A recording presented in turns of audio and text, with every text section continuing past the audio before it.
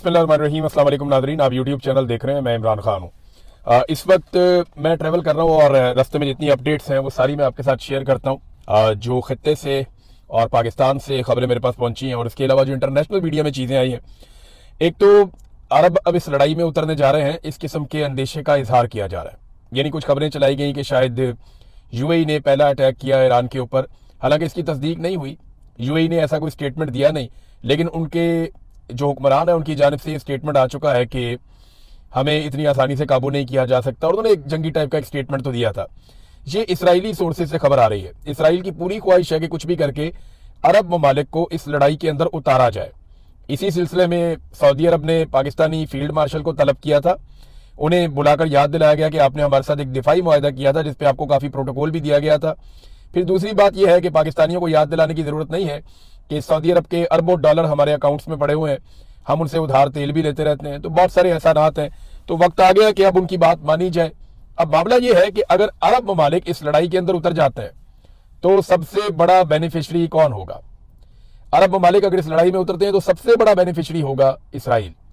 उसे फायदा होगा उस लड़ाई में जिसमें वो अकेला पड़ता जा रहा है। डोनाल्ड ट्रंप के लिए बड़ी मुश्किलात अमेरिका में पैदा हो चुकी हैं, नेतन्याहू के लिए बड़ी मुश्किलात पैदा हो चुकी हैं। पहली मर्तबा इसराइल को इतनी मार पड़ रही है और इतने बम इसराइल में गिर रहे हैं कि इससे पहले कभी माजी में हुआ नहीं। कभी किसी ने सोचा भी नहीं था कि इनके साथ ये होगा। अब अगर इसराइल के साथ अरब ममालिक इस लड़ाई में उतर जाते हैं तो सबसे बड़ा बेनिफिशियरी होगा इसराइल। सबसे बड़ा लूजर कौन होगा? यानी जिसको सबसे ज्यादा नुकसान होगा अगर अरब ममालिक का ईरान के साथ झगड़ा हो जाता है या वो इस लड़ाई में बराह रास्त उतर जाते हैं तो वो ईरान के बाद पाकिस्तान होगा। देखिए, नुकसान तो सारे खित्ते का होगा ना, लेकिन पाकिस्तान को बहुत नुकसान होगा दोनों सूरतों में। नंबर एक ये कि पाकिस्तान अपने एक हमसाये से हाथ धो बैठेगा। बरादर इस्लामी मुल्क है, हमारे ईरान के साथ बड़े अच्छे ताल्लुकात हैं और किसी भी अरब मुल्क की सरहद बराह रास्त इस तरह से ईरान के साथ नहीं लगती जिस तरह पाकिस्तान की लगती है। पाकिस्तान एक लंबी सरहद शेयर करता है ईरान के साथ और उस सूबे की सरहद शेयर करता है ईरान के साथ जिस सूबे में हालात बहुत खराब है, जिस सूबे में आप रात के वक्त ट्रेवल नहीं कर सकते, बलूचिस्तान में, उसके साथ ईरान लगता है। तो स्ट्रेटेजिकली पाकिस्तान को यह सूट नहीं करता कि ईरान जैसे मुल्क के साथ बिगाड़ पैदा कर ले, क्योंकि ये लड़ाई हमेशा तो चलनी नहीं है। अब लड़ाई का क्या नतीजा निकलेगा? या तो देखे ना, टारगेट अचीव हो जाएंगे। अमेरिकन इंटेलिजेंस एजेंसियां, 18 एजेंसियों ने अमेरिकन नेशनल इंटेलिजेंस एजेंसी को यह लिखकर दे दिया है और वो रिपोर्ट लीक हो गई है, पब्लिक हो गई है, जिसमें यह बताया गया कि जनाब ये रजीम चेंज नहीं हो सकता ईरान में। आप जो मर्जी कर लें, आप ईरान में रजीम चेंज नहीं कर सकते। ये अमेरिकन इंटेलिजेंस एजेंसियों की रिपोर्ट है। अब रजीम चेंज तो होगा नहीं, जो भी जंग के अहदाफ है वो ये हासिल कर लेंगे अगर पाकिस्तान इस जंग में उतर जाता है। लेकिन अगर अरब उतरे तो पाकिस्तानियों को उतरना पड़ेगा। सऊदी अरब घसीट के पाकिस्तान को ले जाएगा, यूएई भी। हमने इंसानों के पैसे देने, वरना ये कहेंगे जनाब फौरी तौर पर हमारे पैसे वापस करो। तो अरबों की और ईरान की अगर लड़ाई हो जाती है तो इसराइल सबसे बड़ा बेनिफिशियरी और पाकिस्तान सबसे बड़ा इसका नुकसान उठाने वाला मुल्क बनेगा, क्योंकि एक तो हमारा हमसाया बहुत जाया हो जाएगा हमेशा के लिए, दूसरा हम इस लड़ाई के मुतहम्मिल हो नहीं सकते। तो पाकिस्तान को पूरी कोशिश करनी चाहिए, तुर्की को पूरी कोशिश करनी चाहिए और जोर लगाना चाहिए कि किसी तरह भी अरब ममालिक इस लड़ाई से बाहर रहें। ईरान ने भी हत्तुल इम्कान कोशिश की है कि ये लड़ाई ना हो। ईरान ने यह भी बताया कि हमारे पास 6 माह लड़ने की अभी सलाहियत मौजूद है। ऐसा नहीं है कि लड़ाई अभी खत्म हो जाएगी। यानी जो हिकमत अमली है ईरान की वो ये रही कि उन्होंने पहले सस्ते हथियार भेजे, यानी सस्ते मिसाइल भेजे, पुराने सेकंड जनरेशन तक के उन्होंने मिसाइल भेजे और जदीद मिसाइल उन्होंने भेजे नहीं, हाइपरसोनिक मिसाइल्स या जिन्हें जो एक्यूरेट बैलिस्टिक मिसाइल्स हैं उनको ईरान ने नहीं भेजा। ईरान ने अपने पुराने मिसाइल भेजे और पुराने ड्रोन भेजे। खुदकुश ड्रोन है वो, शायद ड्रोन जैसे कहते हैं, वो खुदकुश है। यानी नॉर्मली हमने ड्रोन देखे थे ना, ड्रोन आता है, ऊपर से गुजरता है, मिसाइल फेंकता है, तबाही होती है, ड्रोन चला जाता है। ऐसा नहीं है, ये ड्रोन आता है खुद ही आकर टक्कर मारता है जिस चीज में लगना होता है। तो 100% एक्यूरेसी के साथ ये आते हैं, आगे टक्कर मारते हैं और तबाही फैला देते हैं। तो ये ड्रोन का तोड़ तो कोई नहीं है अमेरिका के पास, इसराइल के पास। जो तोड़ है, अभी बीबीसी में एक और रिपोर्ट छपी हुई है, वो पैट्रियट मिसाइल है। अब जो पैट्रियट का एयर डिफेंस सिस्टम है उसकी बैटरियां वहां लगी हुई है पूरे रीजन के अंदर, और पैट्रियट का एक एक मिसाइल जो है वो 4 मिलियन यानी 40 लाख अमेरिकी डॉलर का है। तो 15-20 हजार का ड्रोन गिराने के लिए ये 40 लाख अमेरिकी डॉलर जाया कर देते हैं और 800 के करीब इंटरसेप्टर्स मार चुके हैं ये अभी तक, 800 के करीब। ये रिपोर्टें छप चुकी हैं आलमी मीडिया में। तो 800 इंटरसेप्टर्स का आपको मतलब पता है? ये जो पैट्रियट के मिसाइल हैं ये $4 मिलियन का एक है। 800 ये मार चुके हैं। आप खुद ही कैलकुलेट कर लें कि कितना नुकसान हो गया अब तक अमेरिका को, अरब ममालिक को और इसराइल को, और ये लगातार होता चला जा रहा है, लगातार होता चला जा रहा है। तो ईरान की हिकमत अमली ये थी कि उन्होंने उन हथियारों के जरिए से जो दिफाई सलाहियत है मिसाइलों को रोकने की, वो कमजोर कर दी पूरे रीजन में। यानी अरब ममालिक में भी और इसराइल में भी अमरीकी अड्डों के पास अब वो सहूलत नहीं है जो पहले थी। अब वो हमलों को रोकने की वो सलाहियत नहीं रखते। ये बात अमरीकी दिफाई तज्जियाकार भी मान रहे हैं।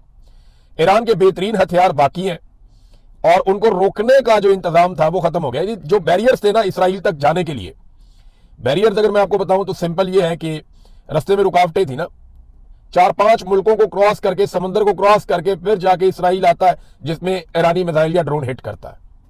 ये रास्ते में बहुत सारे बैरियर्स थे ना, इन सब ने अपने अपने अड्डे दिए हुए थे अमेरिकन को और वो वहां से रोकते थे। अब मामला यह है कि वो रोकने की सलाहियत या तो खत्म हो गई या बहुत कमजोर हो गई। तो इम्कानात बढ़ गए हैं कि ईरान के हथियार या मिसाइल या ड्रोन्स वो आसानी के साथ इसराइल को हदफ बनाए। और अब ये हो रहा है। जो इंडियन सहाफी वहां से आए उन्होंने बताया कि जनाब ये तो मार रहे हैं इसराइलियों को और इसराइल किसी किस्म की कवरेज नहीं करने दे रहा, वो सजाएं दे रहे हैं, वो तो 5 साल के लिए जेल में डालेंगे। अगर किसी ने इसराइल में तबाही दिखाई तो नेतन्याहू तबाही को रोक नहीं पा रहा, लेकिन तबाही के मनाजर को रोकने की कोशिश कर रहा है। अब नाजरीन एक और जो बड़ा खौफनाक काम हुआ, तो मैंने आपको बताया ना कि ये बड़ा खतरनाक सूरत इख्तियार कर जाएगा, पूरा खित्ते को आग लग जाएगी अगर अरब ममालिक ईरान के साथ इस जंग में बराह रास्त उतर गए तो। और अगर पाकिस्तान को घसीट लिया तो पाकिस्तान के लिए और ज्यादा बड़ा प्रॉब्लम हो जाएगा। अब इन्होंने रिफाइनरी को अटैक किया, ये इसराइल ने अटैक किया ईरान के अंदर, तेहरान रिफाइनरी के ऊपर अटैक किया। ये 2,25,000 बैरल ऑयल जो है ये रोजाना की बुनियाद के ऊपर पैदावार थी इसकी, इसको आग लगा दी। इतनी खौफनाक आग लगी है कि पूरे तेहरान के अंदर काले बादल हैं धुएं के। तेहरान में दिन के वक्त रात हुई थी, हर तरफ स्याह कलर था। हुकूमत ने एडवाइजरी जारी की कि आप लोग अपने घरों में रहें, खिड़कियां और दरवाजे बंद रखें, इसके सेहत को नुकसान होंगे। वहां पे जो बारिश हुई है वो स्याह रंग की बारिश हुई, यानी उसके अंदर ये केमिकल है। तो हलाल अहमर ने भी एक पेशन गोई की है कि यहाँ तेजाबी बारिश हो सकती है, उसका इम्कान है, जो जिल्द और फेफड़ों को शदीद नुकसान हो सकता है शहरियों का। बारिश का पानी काला है तो बीमारियां बहुत फैल सकती हैं। तो एडवाइजरी जारी की गई है जो इसराइल ने किया ईरान में, और ये आग के ऊपर अभी तक प्रॉपर काबू नहीं पाया जा सका, वो नुकसानात अभी भी हो रहे हैं। दूसरी जानिब जब ये इसराइल ने किया ईरान में, तो ईरान ने उसकी रिटेलिएशन में हीफा में जो इसराइली शहर है वहां पे जो इसराइल की एक रिफाइनरी है उसको निशाना बना दिया। अब ये रिफाइनरी भी 2 लाख बैरल रोजाना इनकी पैदावार है, वहां पे उन्होंने निशाना बनाया, वहां से भी धुएं के बादल और आग उठ रही है। लेकिन देखिए इसराइल बड़ा जदीद मुल्क है, उसने बड़ा जबरदस्त निजाम बनाया हुआ है। आप उसकी किसी भी चीज को तबाही करते हैं तो वो डैमेज कंट्रोल बहुत तेजी से करते हैं। अब ईरान में इतने खौफनाक हमले हो रहे हैं, डैमेज कंट्रोल तो दूर की बात है, उनकी स्ट्रेटेजी सिर्फ अटैक की है कि बस हमला करते जाओ, हमला करते जाओ और किसी भी तरह करके दुश्मन को अंगेज रखो हमलों के जरिए से, तो वो हमलों के जरिए से कंट्रोल करते हैं। अच्छा एक चीज मैं आपको इसमें और बताता हूं, ये अरब ममालिक ने ना कोई डाटा शेयरिंग की है अमेरिका के साथ, इनकी अपनी इंटेलिजेंस रिपोर्टें भी हैं अरब ममालिक की। तो अमेरिकन को वो वक्तन फवक्तन, क्योंकि उनकी अलाई है, उनके इत्तेहादी हैं, तो उनके साथ शेयर करते हैं चीजें। तो चंद चीजें ऐसी हैं जो अब अरब ममालिक के अंदर खदशात बढ़ गए हैं। नंबर 1 ये है कि अमरीकी अहदेदारों ने जो बार बार ये कहा ना कि ये एक मजहबी जंग है या इस्लाम के खिलाफ जंग है, उसमें ना आवाम के अंदर रद्दमल बड़ा ऑब्वियस है, वो पैदा होगा। नंबर 2 अगर ये जंग बड़ी लंबी चल जाती है ना तो इससे मईशत को वो डबो देगी, बड़ा नुकसान मईशत का भी हो जाएगा। अवाम में राय बन रही है कि अमरीकी बेसिस, ये अरब अवाम के अंदर ये राय बन रही है, अरब अवाम ये सोचना शुरू हो गए हैं कि जो अमेरिका की बेसिस है उनका हमें फायदा नहीं है, उनका हमें नुकसान है, वो हमें तहफ़्फ़ुज़ नहीं दे रही बल्कि हमारे लिए वो खतरा बन रही है। और एक और चीज जो होने जा रही है, ये अभी बहरीन से ये अटैक हुआ था, गालिबन इसराइल ने ये अटैक किया है। ईरान में पीने के साफ पानी के ऊपर अटैक किया गया कि लोगों को पीने का साफ पानी ना मिले, और जहां से पानी की तरसील का पूरा निज़ाम है उसके ऊपर अटैक किया गया ताकि लोग सफर करें। दूसरी जानिब बहरीन में भी रद्द-ए-अमल यही आया और ईरान ने भी एक इंफ्रास्ट्रक्चर है पानी को साफ करने का प्लांट, उसको निशाना बना दिया। अभी ये इतलात कंफर्म नहीं हुई, नेक्स्ट वीलॉग जब मैं कर रहा हूँ तब तक कंफर्म हो जाएगी। लेकिन देखें अगर ईरान पीने के साफ पानी का जो निज़ाम है उसी को छेड़ देता है गल्फ कंट्रीज में, तो किसी तेल के कुएं को छेड़ने की जरूरत नहीं है। ये वो फैसिलिटीज हैं जिनको नुकसान पहुंचाया तो उनकी आवाम सड़कों पे आ जाएगी। और अरब स्प्रिंग का तो हमने नाम सुना था ना, जो स्पॉन्सर्ड किस्म का था, ये असली वाला आ जाएगा तो बड़ी मुसीबत बन जाएगी। तो पीने के साफ पानी का इन्हिसार जो है इन ममालिक का प्लांट्स के ऊपर है। यहाँ पे उस तरह की फैसिलिटी नहीं है ना जैसे पाकिस्तान में है, इंडिया में है, बाकी मुल्कों में है। ये अरब ममालिक में पीने का साफ पानी अवेलेबल नहीं है और इनकी पानी की खपत भी बहुत ज्यादा है, बहुत ज्यादा पानी इस्तेमाल करते हैं ये लोग, लग्जरी लाइफ गुजारते हैं। अगर ये ईरान ने इन प्लांट्स को निशाना बनाया, जो कि एक चाइनीज तजियाकार कह रहा था कि एक मरहले में जाके ईरान को ये करना पड़ सकता है, तो फिर ये एक बड़ी मुसीबत खड़ी हो जाएगी। चीनी दिफाई माहिरीन जो है वो बहुत हैरान भी हैं और वो तजिए भी दे रहे हैं लगातार कि देखो ना, चाइनीज दिफाई माहिर है तो सबसे पहले तो वो चीन के हथियारों को जानता है ना, वो ये जानता है कि चाइना के पास कौन से हथियार हैं, चाइना ने कब कब बनाए हैं, चाइना दिफा कैसे करेगा, अटैक कैसे करेगा, जहाज कौन से हैं, एयर डिफेंस कौन सा है, सस्ता कौन सा है, महंगा कौन सा है, ड्रोन कौन से हैं, हिकमत अमली जंगी क्या हो सकती है।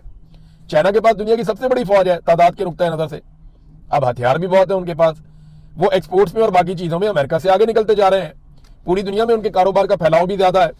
अब जो चाइना के दिफाई तजियाकार हैं वो अमेरिका की बेइज्जती कर रहे हैं, वो ये कह रहे हैं कि अमेरिका की जो फौज है वो पिछली सदी की फौज है, यानी वो पुराने तरीकों से लड़ रही है, उनके हथियार जो है वो आउटडेट हो चुके हैं, उनकी टेक्नोलॉजी फरसूदा है, पुरानी है, और अमेरिका और इसराइल बहुत बुरी तरह एक्सपोज भी हो गए हैं, इनकी जंगी हिकमत अमली भी वो नहीं है जो जदीद दौर के तकाजों के मुताबिक हो।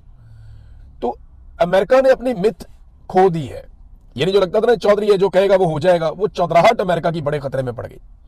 और ये चाइनीज तजियाकार नहीं, दुनिया भर में लोग कह रहे हैं, रशिया बहुत खुश है कि अमेरिका को हम ओवर एस्टिमेट कर रहे थे, ये तो वैसा निकला ही नहीं ज्यादा सोचा जा रहा था।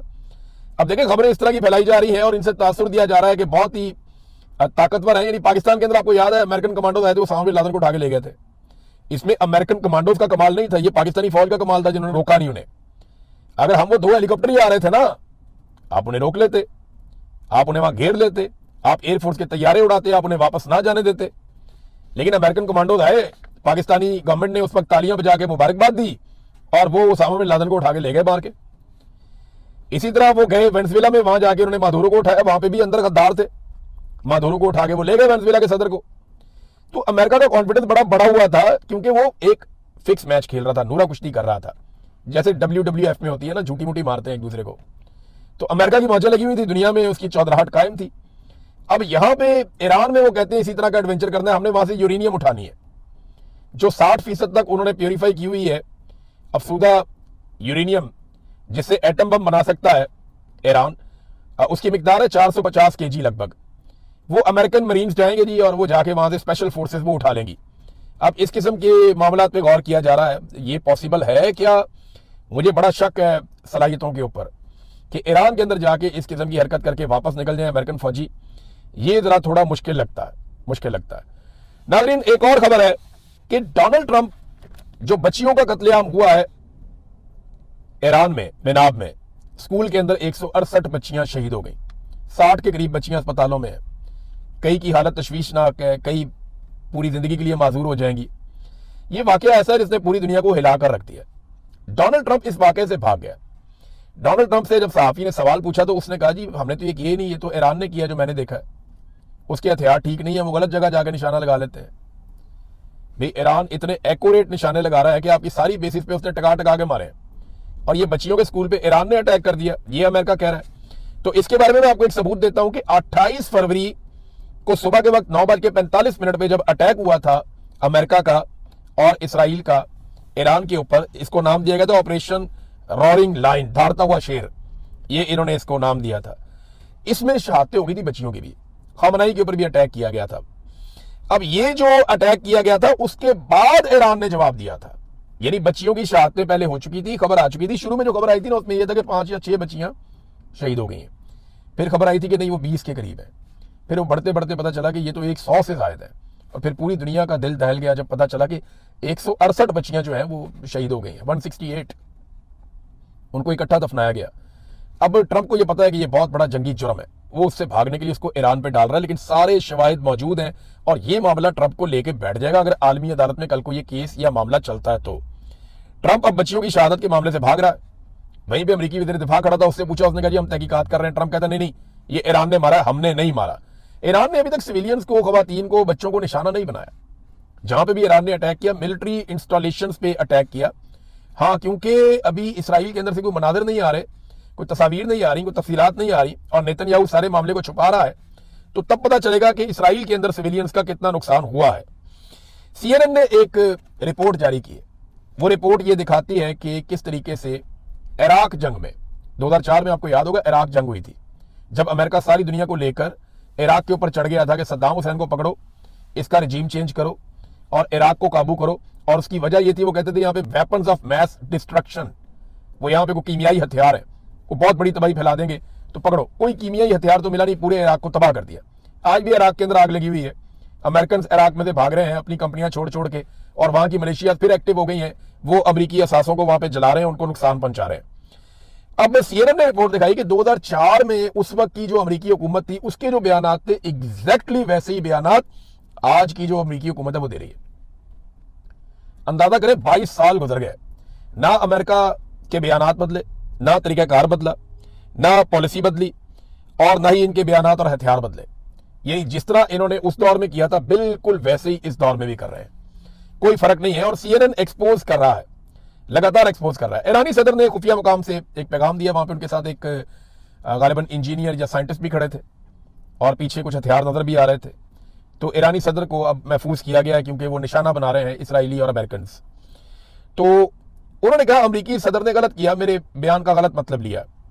168 मासूम बच्चों का कत्ल किया गया, गजा में 60,000 कत्ल कर दिए, और ये बेशर्मी अमेरिका और इसराइल ने की है। फिर कहते हैं हम ईरानियों को कत्ल नहीं करना चाहते, हमलावरों का हम डटकर मुकाबला करेंगे, ताकत के साथ उनको जवाब देंगे। हमने जो माफी मांगी है वो सिर्फ खित्ते के अवाम से है, जो इन तनाज़ात से परेशान हो रहे हैं, यानी हमारे ब्रदर इस्लामी मुल्क जो है, उनके जो अवाम परेशान हो रहे हैं, उनसे हमने माजरत की थी। और साथ उन्होंने कहा खित्ते के ममालिक हमारे दोस्त हैं, हमारे भाई हैं, मगर जहां से हमला होगा वहां हम जवाब जरूर देंगे। और ये दोनों अलग अलग चीजें हैं, समझें इसको और सिंप्लीफाई कर लेते हैं। आज एक आपका घर है और एक सामने दूसरे बंदे का घर है। आपका एक दुश्मन आता है, दूसरे बंदे के घर की छत पे चढ़ता है और आपके घर पे ईंटें मारना शुरू कर देता है।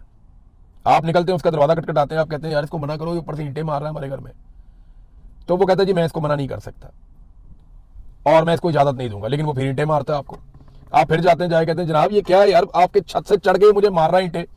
आप वापस ईंटें मारते हैं तो वो आपके गले पड़ जाए, वो आपको ये कहे जनाब आप मेरे घर पे ईंट क्यों मार रहे हैं। भाई लगातार आपके घर में वहां से ईंटें मारी जा रही हैं। तो ये मैं सिंपल करके आपको बता रहा हूं, बिल्कुल सिंपल करके आपको बता रहा हूं। ये हो रहा है इस वक्त ईरान और सऊदी अरब के बीच में। बहरहाल उन्होंने कहा जी कि ये दोनों अलग अलग चीजें हैं, ये हमारे भाई हैं, लेकिन जहां से अटैक होगा वहां पे हम जवाब देने के पाबंद हैं, वो हम जवाब देंगे। हमें मिलकर इसराइल और अमेरिका को यह मौका नहीं देना चाहिए कि वो हमें आपस में लड़वा सकें। इस बात का खतरा है कि वो हमें आपस में लड़वा देंगे। अब नाजरीन ने मैं आपके सामने एक पिक्चर पाकिस्तान के अंदर से रखता हूं बिल्कुल आखिर में, और ये बहुत इंपॉर्टेंट है, आपने गौर से सुनना है। ये टाउट्स, ये बेशरम लोग जो पाकिस्तान के अंदर है, 2 रुपए का पेट्रोल बढ़ता था ना, जो तत्ते तवे के ऊपर बैठ जाते थे, ये जमहूरे बने हुए थे उस दौर में इनकलाबी सारे बेशरम। ये मैं अभी वो रजा रबानी साहब को मैं सुन रहा था, वो 2 रुपए के ऊपर वो पहले डाली थी खड़े होके वहां पे, इस किस्म के उन्होंने असेंबली के अंदर भाषण दिए थे, मैं हैरान हो गया था। वो पीपल्स पार्टी बेशरम, मुंह ही नहीं खुलता किसी का। बिलावल किधर गायब है? और 55 रुपए लीटर पेट्रोल बढ़ गया, बाहर निकल भाई, वेलकम टू पुराना पाकिस्तान, बेड़ा गर्क कर दिया पाकिस्तान का तुम लोगों ने मिलकर जर्नैलों के साथ। ये अब मैं आपके सामने वो डाटा रख रहा हूं कि इनको लित्तर मारने चाहिए कौम को निकल के। ये कहते हैं जी हमने पेट्रोल की कीमत बढ़ाई क्योंकि दुनिया में बढ़ गई। अब बताता हूं दुनिया में कितनी बड़ी है और हमारी कितनी बड़ी है। ये मैं आपको डाटा के साथ बता रहा हूं, ये चार्ट भी आप देख लें, ये स्पेशली आपके लिए बना हुआ है। ये जनाब कहते हैं जी कि हमने इसलिए बढ़ाया कि जंग हो गई है, और जंग पाकिस्तान में लगी है, रिफाइनरियां हमारी जल रही है, तेल हमारा जल रहा है, रस्ते हमारे रुके। और बेशर्मो खुदा का नाम लो, इंडिया ने अमेरिका से बात की है, वो रशियन तेल ले रहा है, आपके मुंह में छाले पड़ते हैं। आपने तो जाके सिर्फ अमन का नोबेल इनाम देना और आपने कुछ नहीं करना। आलमी सतह पे कार्टून बना के शहबाज शरीफ का मजाक उड़ाया जा रहा है, और शहबाज शरीफ को पाकिस्तान का वज़ीर आज़म बनाने वालों की बड़ी मेहरबानी, उन्होंने पाकिस्तान को यह दिन दिखाया। अब मैं आपको बताता हूं हुआ क्या। ये जनाब पाकिस्तान ने जो पेट्रोलियम मसनूआत की कीमतें बढ़ाई हैं, 21% बढ़ाई है, 21%। भारत ने 0% नहीं बढ़ाई, बांग्लादेश ने 4%, अफगानिस्तान ने 0%, नेपाल ने 2.15%, श्रीलंका ने 1.37%, तुर्की ने 4.8%, ईरान ने 6.6%। कितनी जंग हो रही है, रिफाइनरियां तबाह हो गई, सिर्फ 6.6%। सऊदी अरब ने 6.4%, यूएई ने 4.6%, चाइना ने 5%, यूके ने 3.9%, जर्मनी ने 3.8%, अमेरिका ने 5.8% और पाकिस्तान ने 21%। फिर मुंह हर उस टाउट के मुंह के ऊपर जो बैठ के ये कहता है कि जनाब जंग है, हालात है, और 20 रुपए की लेवी कौन लेता है? और पहले ये 158 रुपए का पेट्रोल है, आप पाकिस्तानियों को बेच रहे थे 300 के आसपास, अब आप 325 पे ले गए हैं। डीजल किसान बेचारे ने अब इस्तेमाल करना, उसका टाइम आ गया, इन्होंने उठा के उसको 335-36 रुपए का कर दिया डीजल को। ये पाकिस्तान के साथ ज्यादती कर रहे हैं। आप रोक सकते हैं या नहीं रोक सकते? वो एक इनकी कोई छोटी मोटी लीडर है, वो ये कह रही थी टीवी पे बैठ के कि अगर हम 110 भी कर देते तो आप क्या बिगाड़ लेते, या क्या उखाड़ लेते, या आप क्या कर सकते थे? और भाई कुछ नहीं कर सकते ना, तो कम से कम ये जरूर कर सकते हैं, इनको बता सकते हैं कि ये बेशर्मी हम एक्सपोज करेंगे। अब तक के लिए इतनी, अपना ख्याल रखिएगा, अपने चैनल का भी। अल्लाह हाफ़िज़।